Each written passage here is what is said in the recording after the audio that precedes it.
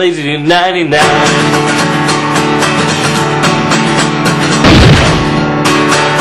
I am a Batman fan, and I'm a Canadian man. I do top 10 lists, tonight ketchup chips.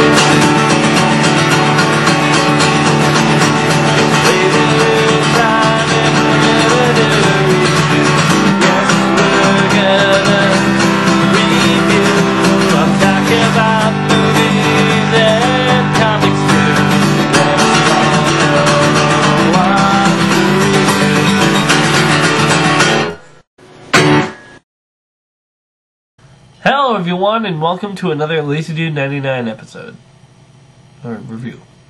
So, today I'm going to be looking at Superman Earth 1. Now this book, of course, came out a while ago, and you might ask, why are you just reviewing it now? Well, long story short, I wanted to get the book for Christmas. They didn't give it to me for Christmas, and then I went to the store didn't have it, and then eventually I got it and just put off doing reviews. But now I'm doing it. So this, of course, is Earth 1 is now the new kind of like ultimate universe for DC. They're going to make an entire new universe free from any continuity and use it for the DC universe. And this is Superman Earth 1 with Batman Earth 1 to follow, being written by Jeff Johns. This is written by J. Michael... I am never going to pronounce that last name. But J. Michael Straczynski. I think that's actually right. J. Michael Straczynski. After really looking at his name, I realized that it's actually J. Mitchell Straczynski. And I believe the art's by Shane Davis. This is, of course, about Superman. But it's not the origin of Superman. It goes into that, but it's not about how he lands to Earth and grows up. No, this is when Clark Kent first moves to Metropolis. He hasn't decided to be a reporter yet. He doesn't really know what he wants to do with his life. He hasn't even decided to be Superman yet. And we see him as he goes to different jobs and different stuff, and that you can see that he could do anything. He goes to a Major League Football corporation, tries out, of course, with his superpowers, he could win every time, and he tries out, and the guys are amazed, and says, we need him, write a check, do anything. Then he goes to some scientists, and they say, well, you know, we don't really need any more interns and whatnot. And he's like, hey, just give this note to those people in there. He's like, then I'll leave. Oh, okay. So he gives them the people the note, and they're like, hey, it's solved, and everyone's excited. He's like, don't move, we'll pay you whatever you want. And then it goes through all this stuff where Clark Kent could get any job if he wanted to, thanks to his superpowers. And I find that really interesting. Over the course of the book, we really get to understand Clark's situation. And I like this because, honestly, Clark is around my age. And I can really relate to him. And also, I like that he's not like, I need to be Superman. He's not like, I need to be a superhero. He has his powers and he wants to use them for good, but he doesn't really know what. Now, for the other characters, I really like how some of them are written. My favorite that I like how he's written in this is Jimmy Olsen. Because honestly, I have never liked Jimmy Olsen. Never. I've never liked him. He's just been, oh look, he's Superman's pal. And he's a photographer that takes pictures. Here, he's more than that. Like in other books, there'd always be Lois would take Jimmy into dangerous situations, and Jimmy would be like, what am I doing here? We're gonna die. And Lois would be like, oh, shut up, Jimmy. Come on, let's go. In this, Jimmy is more like, he's so daring that he's risking his life to get the shot, basically. He's risking his life to get the picture, to get the truth. And I really like that about his character. When other characters are running away later on when something's happening, he's standing there taking pictures, and he's willing to risk his life in order to get the truth, which it made him a really likable and really interesting character to me. Perry White, I think, is handled well, and they really go how this is definitely a nowadays tale because they really go how the newspaper, basically the Daily Planet, in other Superman books, the Daily Planet's basically been, well, it's the highest newspaper in Metropolis. And here it's basically dying because no one reads the newspaper anymore, and there's no reason for them to. So they can just see all the information they want on the news, and why buy a newspaper? So Perry White, he's handled pretty good. Lois Lane, it's not that I dislike her. Definitely not. I don't dislike her character in this because she's alright. It's just it doesn't seem to be as strong. Like in Superman Birthright, the first time you see Lois in that's another Superman origin story. But the first time you see Lois in that book, she's sticking up for the little guy and to a big corporate guy, and you get her character there. Here it's a little different. I must say though, this drawing of Lois is definitely more beautiful than any of the others I've seen. Like usually I look at Lois, I'm like, well, she's not that interesting. She doesn't look that great.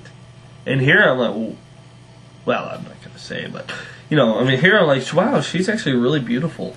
So you can see how we're kind of seeing this through Clark's eyes when he first sees Lois.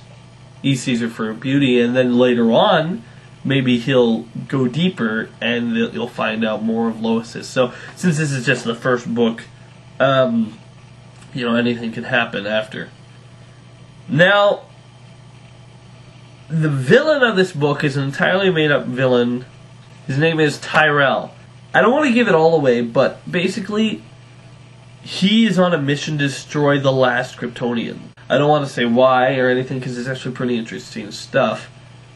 But he's on a and he's kind of interesting, but they don't put that much effort into him. He's basically just an alien overlord with a bunch of robotic stuff coming down to find the last Kryptonian to destroy him.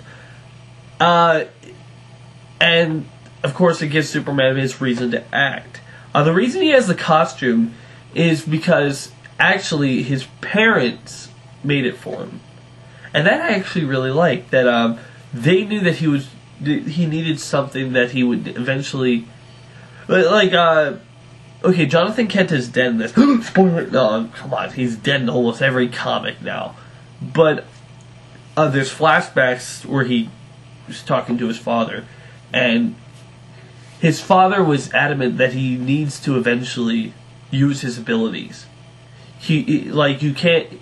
He says you are a gift to this world, and you can't just spend your entire life with these abilities and not use them. So and they make the suit so he would have a chance to be able to use the suit and be able to use his abilities, and and have people not know who he is. Now for art, it's breathtaking. The artist Shane Davis, it's awesome. I mean, I love it. Every single panel you turn is just so dynamic. You got explosions. You got great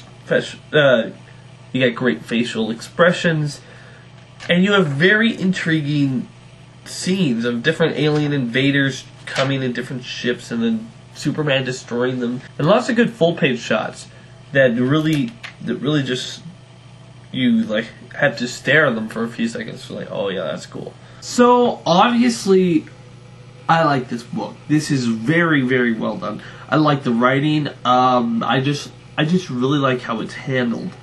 It is definitely people are as everyone's been saying, this is going to be like the DC Ultimate book, which I get. And but as Blow Himself Up Dude said in his review of this, he said how this is kind of like the Ultimate Universe, but it's like the DC Ultimate Universe, where Marvel's super realistic and they try to make everything like nowadays. DC's universe is more heightened. It's more of a heightened reality. One thing I also like about this book is Lex Luthor's not in it. You might think, why would you like that? It's because sometimes writers feel that in order to have a Superman book, you have to have Lex Luthor.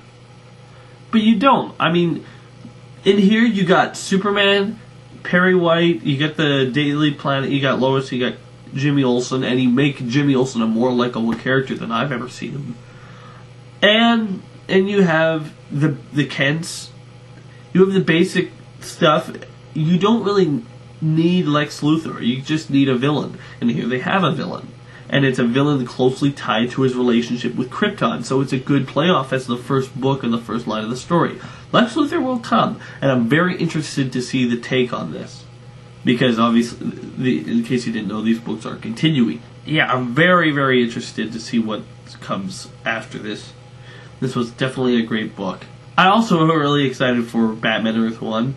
Mostly because Jeff Johns is writing it, and I really wanted to see Jeff Johns' take on Batman. So, can't wait for that. This is a... If you are a Superman fan, or if you're interested in becoming a Superman fan, you think, I might want to read Superman, but I don't know where to start. You know, maybe you should pick up this. It's not in the Superman continuity, but it's definitely a great take on the origin, and it'll keep you interested. I say I have to give Superman Earth 1 an 8 out of 10. So thanks for watching, guys. Remember, I'm LazyDude99, and if I don't like it, it's not worth it. See you around. Be sure to check out more of my other videos on my channel, and wait for more coming soon.